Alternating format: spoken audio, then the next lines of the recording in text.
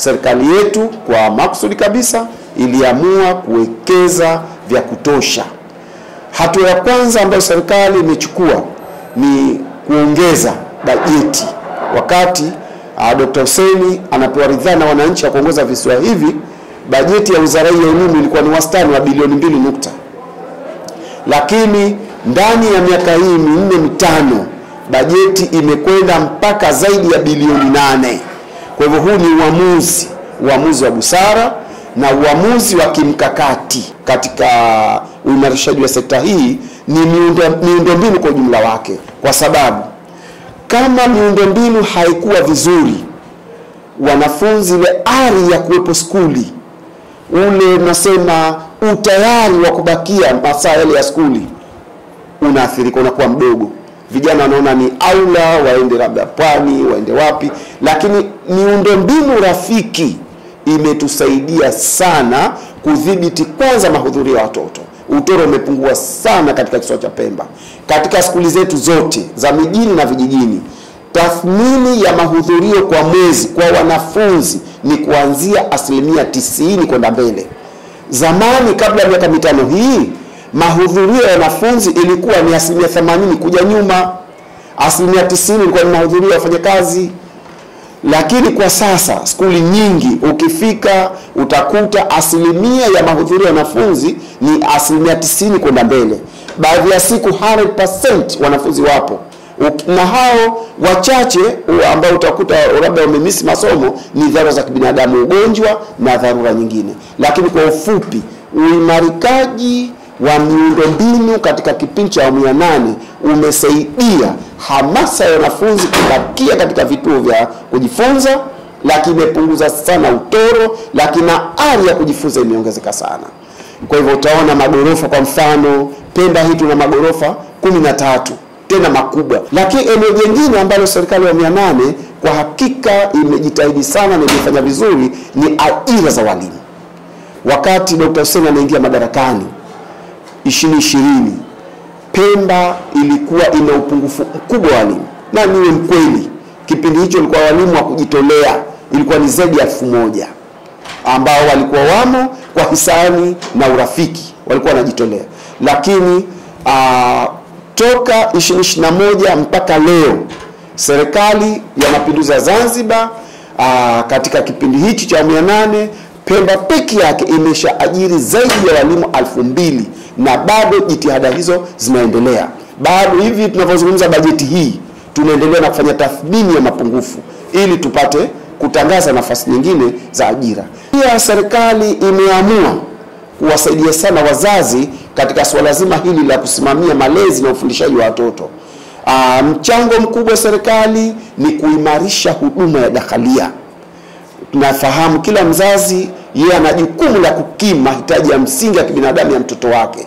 Lakini serikali hapa imeamua kusaidia vijana wetu ambao wanapata ufaulu mzuri katika ngazi ya michipuo, ngazi ya msingi. Wale wanaofaulu michipuo kipawa tunaweka dakhalia.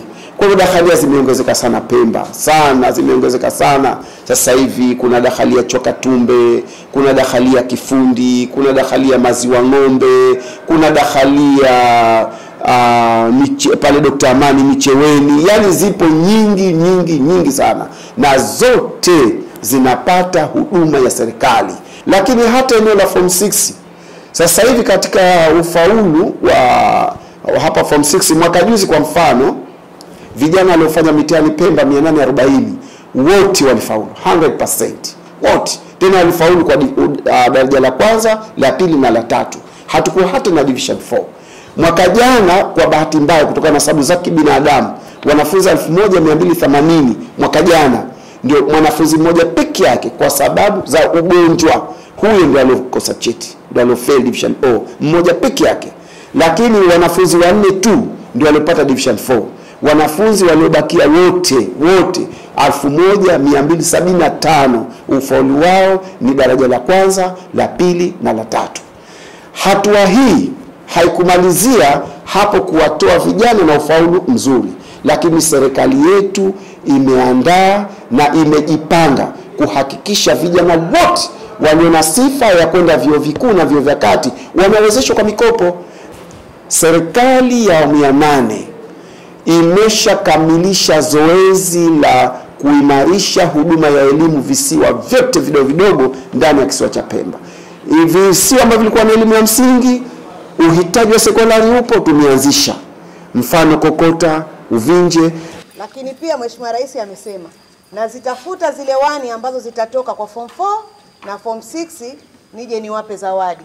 Zawadi ya kwanza unaingia katika jengo la Ikulu. Hapo vipi?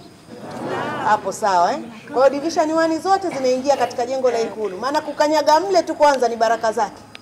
Naam. Hamtamani nyewe kwenda Ikulu? Mnatamani Kwa hiyo kama mnatamani sasa jahidini, miundombinu tayari mmeshaekewa ya kupata division 1 kwenda kula Ikulu. Lakini sio kula tu, lakini pia mnapewa na zawadi ya laptop. Dr. Hussein Ali Mwinyi ni rais mpenda maendeleo, ni rais ambaye ana imani na mapenzi ya Mungu. Mwanafunzi kasema pale, yule ni mcha Mungu, ni mtu wa vitendo, akiahidi anatekeleza. Jengea shule ya kisasa ambayo ina viwango vya kusoma wanafunzi wa mchipuo. Alhamdulillah, tunapenda tukushukuru. Kwa hili shule ni nzuri, inavutia, jambo ambalo linaongeza ari na hamu ya walimu kuingia madarasani na kusomesha, jambo ambalo linasababisha kukua kwa ufaulu wa wanafunzi. Pia kuna baadhi ya program mbalimbali ambazo walimu wamezianzisha pindi tu tulipofika hapa, ili kuhakikisha kwamba maendeleo ya shule yetu yanakuwa kiupande wa ufaulu. Tunashukuru sana kwa juhudi ambazo Dr. Hussein Ali Hassan Mwinyi amezionyesha, na tunamshukuru. Hatuna la kumlipa, ila tunazidi kumwombea dua Mwenyezi Mungu amzidishie imani, amzidishie upendo, amzidishie huruma, amzidishie na utekelezaji wa ahadi zake. Tunashukuru sana. Walimu wa science wapo wingi wa kutosha, walimu wa dini na Kiswahili pia wapo wa kutosha, na maendeleo ya shuleni yapo mazuri. Kwa kweli tunajivunia sana tunajivunia uwepo wa shule hii katika eneo hili, hususan katika maeneo ya hostel ambapo huduma za hostel zinapatikana kikamilifu. Huduma malazi, chakula, maji na nyinginezo.